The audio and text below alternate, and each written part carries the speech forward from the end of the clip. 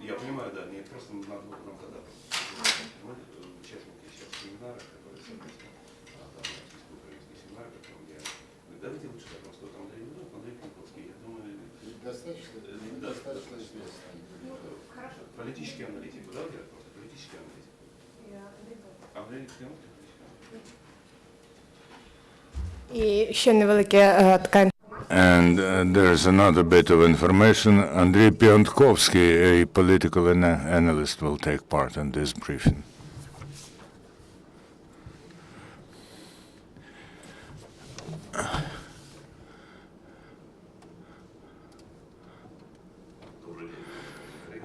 Good morning, dear colleagues. Good afternoon.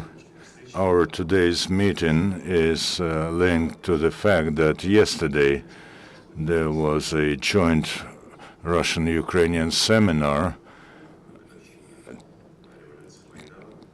which coincided with the anniversary of the Maidan revolution, the anniversary of the victory of this revolution, and a group of Russian public figures, academics, and journalists came here to Kiev. Together with Ukrainian colleagues, they talked on issues of paramount importance for both Ukrainian and Russian societies, the issues that we need to discuss even during the state of war. While the Russian regime conducts a war against Ukraine, representatives of Ukrainian and Russian public find possibilities and opportunities to engage in dialogue and to overcome the conflict that is being imposed on us on the side of the Russian authorities. We were discussing urgent issues for our today's state, and it seems that the most important thing is that we found a common language to overcome these problems and to jointly counteract the flow of hatred, lies, and falsifications that we face. I'd like to introduce to you one of the participants in this seminar, a well-known political analyst from Russia, Andrey Piontkovsky, who took an active part in the seminar, and together with whom we have drawn some considerations and proposals for the Ukrainian society in order to react to a new situation, political and military political situation that's formed in Ukraine recently. So now the floor goes to Andrey Piontkovsky.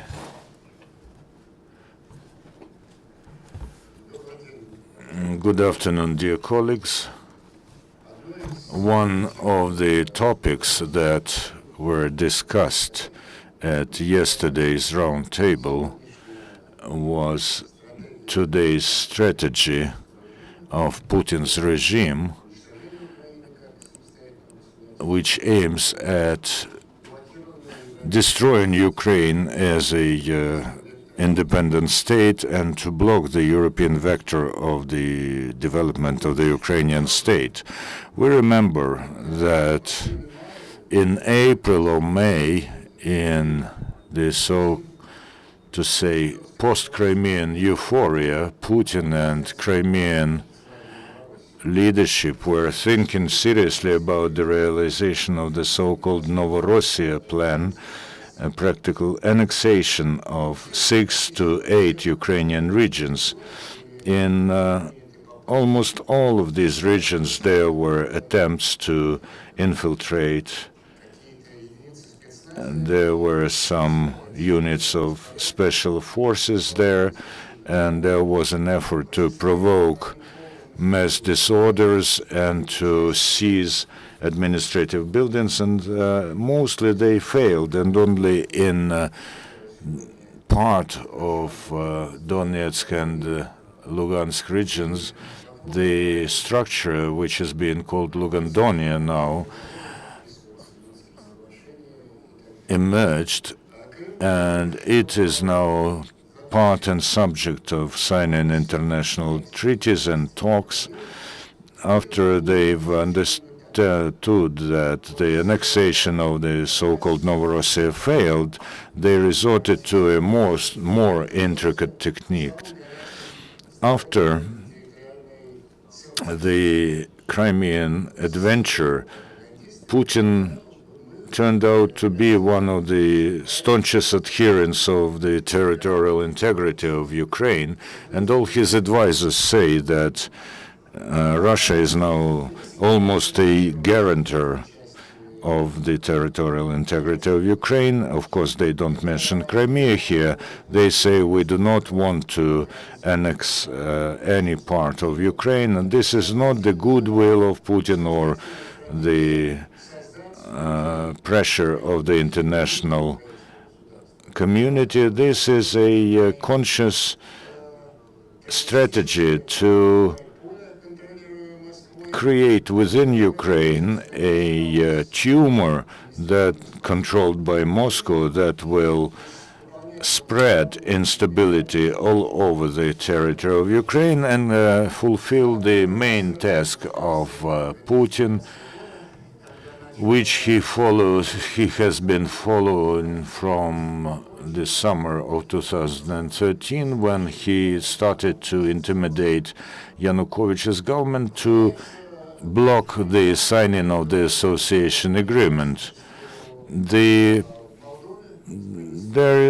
is a repeat of what the Kremlin did to Moldova with Transnistria, to Georgia with Abkhazia and Southern Ossetia, and the attempts to influence the policy of the entire Ukrainian state in the direction that Russia needs are not delayed until later, when those tumors will be officially incorporated by the Ukrainian state, but they are being realized now, both in the first and second Minsk agreements. I'd like to tell you at once, I'll tell you about the weaknesses of Minsk agreements, but I don't want to criticize the Ukrainian leadership who signed those agreements, though they were signed because all the sides were interested in a ceasefire and the truce, however fragile it could be. But about the second Minsk agreements, apart from this really fragile truce that actually saves human lives, the rest of the clauses is, from science fiction. Of course, there are some points that interest the Ukrainian side, like withdrawal of foreign troops, but the Russian side says that there are no Russian troops there, so they are not going to withdraw them.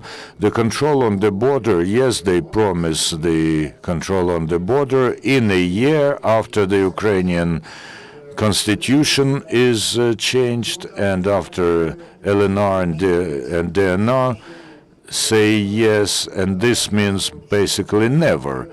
Same as other clauses where Ukrainian sides undertakes some obligations, like the elections and the law on special status, which actually holds a clause on contacts with LNR and DNR, the terrorist organizations that are there. But the leaders of those organizations, in a day after the agreements were signed, says that we will spread our territory until to the borders of Donetsk and Luhansk regions if we are not recognized as independent states, and another demands to rewrite the clauses of Ukrainian constitution and to define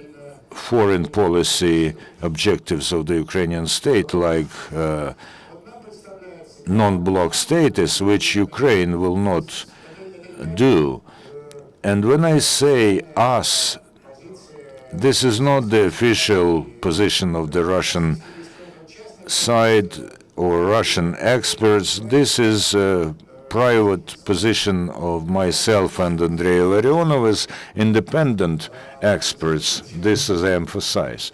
Independent private experts. We think that the concept itself that's been imposed by Putin on Ukraine, territorial integrity, these territories, they are part of your state, but you have to negotiate in talks with them, engage in talks with them, and according to the second set of Minsk agreements, you have to economically support those regions. More than that, there's also a clause on the participation of German and French banking structures to support the economic activity in these territories. I think that this plays exclusively into hands of Putin the creation of this tumor that blocks the reforms in Ukraine and European vector of Ukraine's development, and it helps Putin to play the false role of peacemaker and intermediary, which he all the time emphasizes while formulating the Ukrainian conflict as an internal conflict between the Kiev authorities and the rebellious regions. I think that for Ukraine, much more useful in all the aspects, military, psychological, political, would be a different concept. The recognition of these territories as temporarily occupied territories, same as the territory of Crimea. By the way, this play around the special status of Lugandonia is also working to legalize and obliterate the problem of Crimea, while in fact Crimea and the occupied territory of Donetsk and Luhansk regions have just one status, similar status. Such recognition of these territories as temporarily occupied removes all the issues of the necessity of Ukraine to conduct any talks with people who call the Ukrainian leadership miserable Jews, and I quote Zakharchenko and Plotnitsky here, and also relieves Ukraine from economic obligations to support these territories, and in fact the contingent that occupies the Ukrainian territory. Many people have intimidated Ukraine with the so-called Transnistria too, but the situation in fact is worse than Transnistria. No one even thinks about urging Moldova to economically support Transnistria, or no one asks this of Georgia when we consider Abkhazia and Southern Ossetia. But this is, we think, the first step that Ukraine should do in this post-Minsk situation. And if someone says that Ukraine refuses to observe what was signed, but these agreements were already broken in some key issues like ceasefire and truce, and the entire international community recognizes this.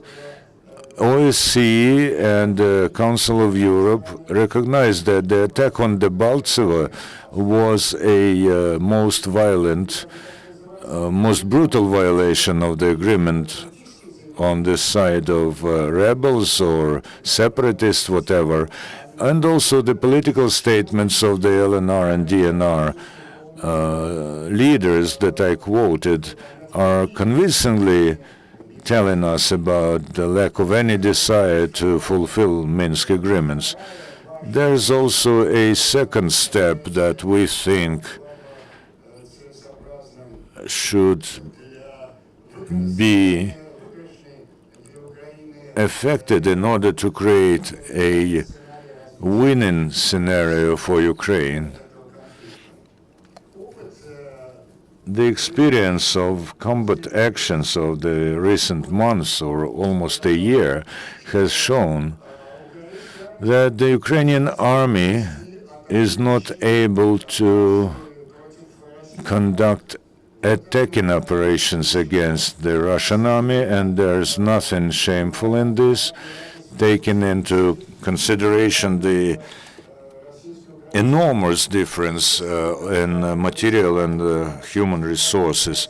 Of course, when the Ukrainian army was conducting offensive against the formations created by Russia, but who were not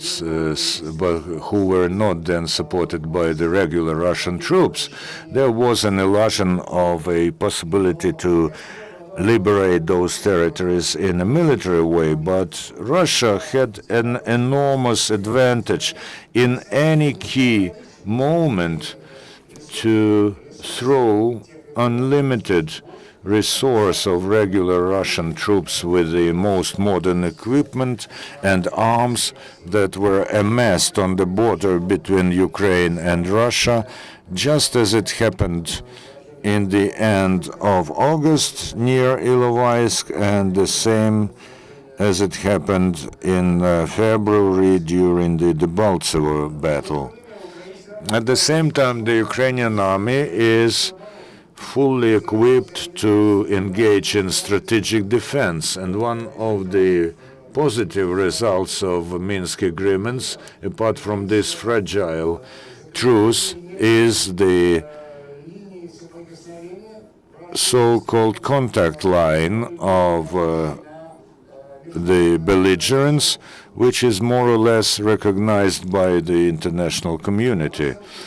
The world community is rather seriously treating this line, and we can see this from the unusually sharp reaction that were caused by the Russian mercenaries in Russia when they violated the truce and engaged in combat actions that led to the effort to expand the occupied territories.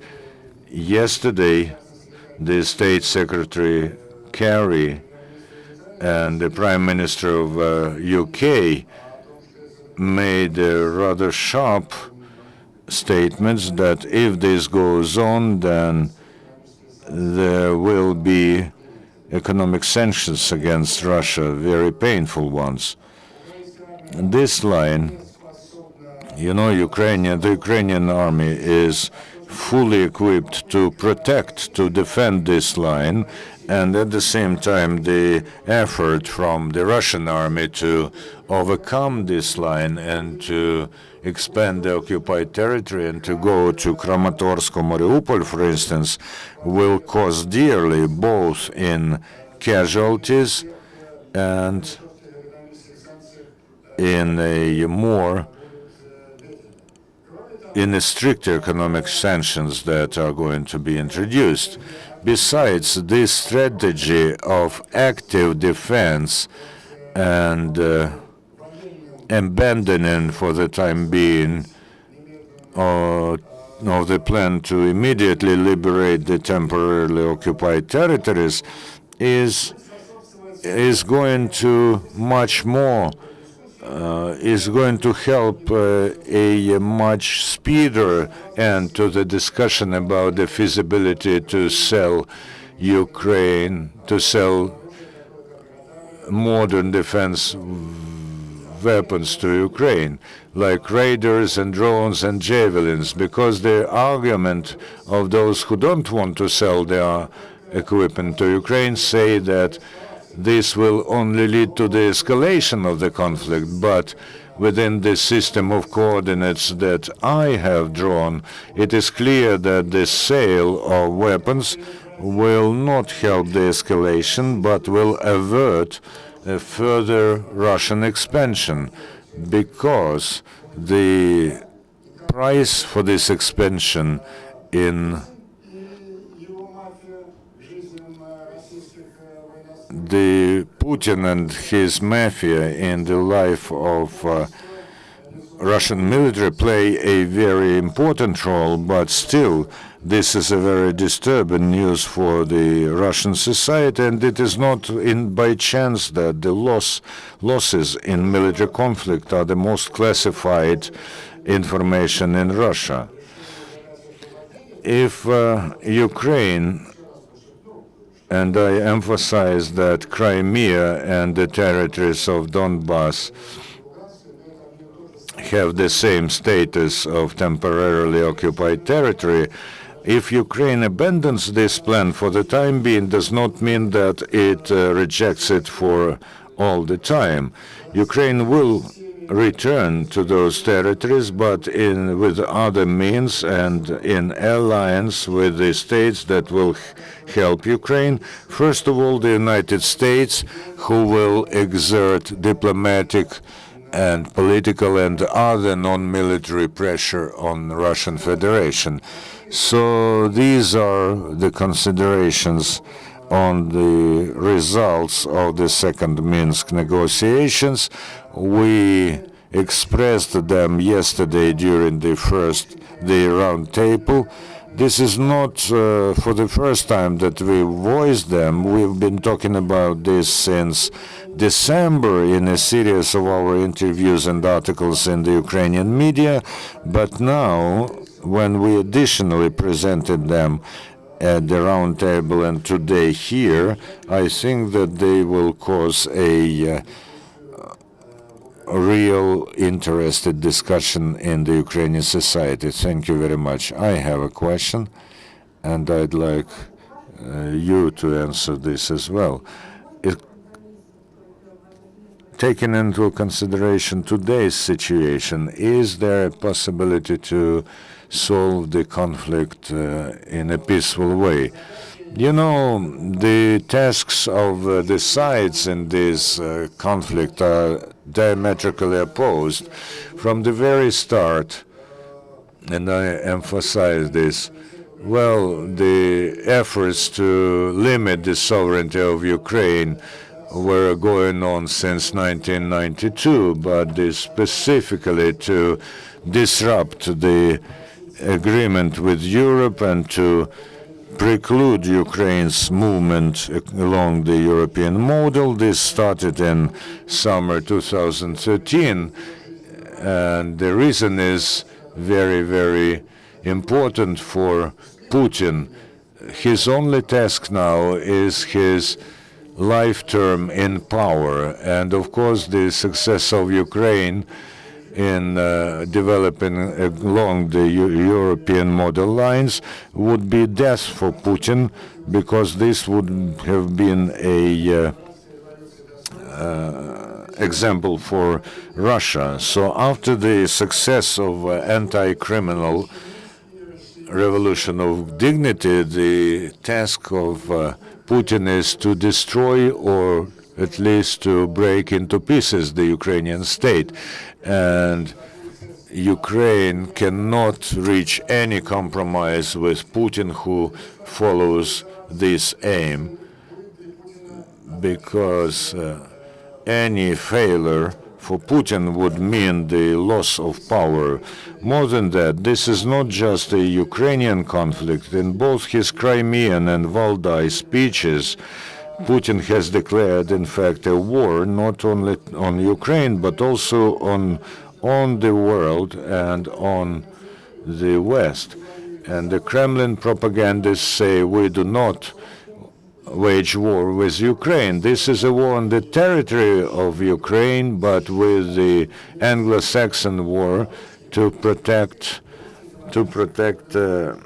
Russian citizens and Russian-speaking people in any part of the world. And this means that he claims territories in at least 2 NATO countries, Latvia and Estonia, and they have understood this challenge in the West, and they have taken up against this challenge, and there's no compromise in this war, and the result is going to be the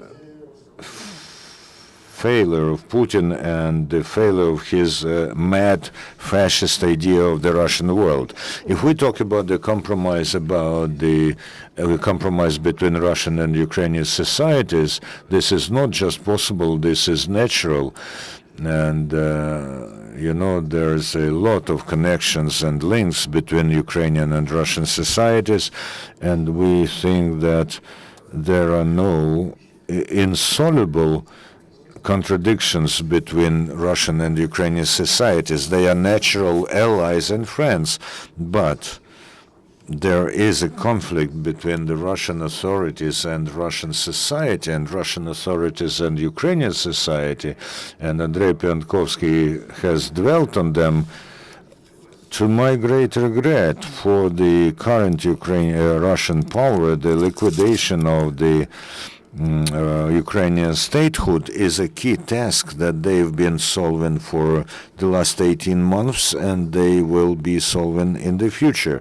So in this fight, there are 2 options for the Ukrainian society and the state: to lose or win. We support your side. We think that Ukrainian and Russian societies have an opportunity to win in the end.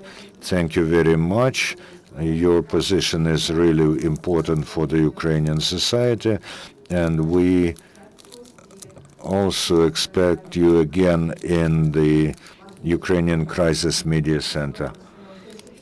Thank you very much, and the next briefing is in a couple of minutes.